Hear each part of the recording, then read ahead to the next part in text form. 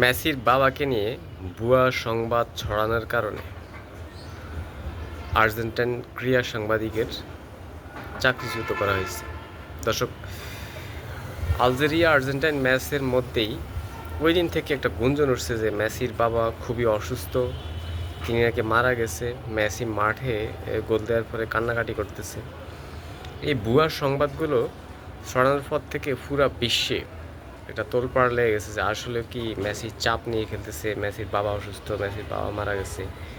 এই ধরনের একটা ফেক নিউজ ছড়িয়ে অবশেষে ওই সাংবাদিককে চাকরিচ্যুত করা হয়েছে।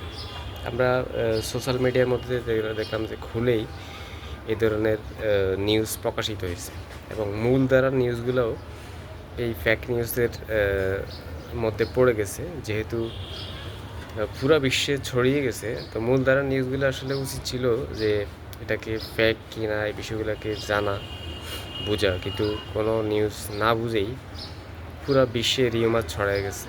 তো শেষ পর্যন্ত প্রমাণিত হয়েছে যে মেসির বাবা সুস্থ আছে এবং মেসির ফ্যামিলিও কিন্তু ক্ষুব্ধ। এই ধরনের ফেক নিউজের কারণে মেসির ফ্যামিলি কিন্তু ক্ষুব্ধ হয়ে বিষয়টিকে প্রতিবাদ জানাইছে।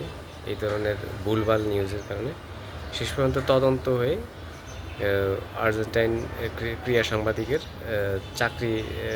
সাংবাদিককে চাকরিচ্যুত করে বিষয়টিকে আরও ক্লিয়ার করা হয়েছে আন্তর্জাতিক মিডিয়াতে যে মেসির বাবা শারীরিকভাবে সুস্থ আছেন, এই ধরনের ফেক নিউজ না করাই ভালো।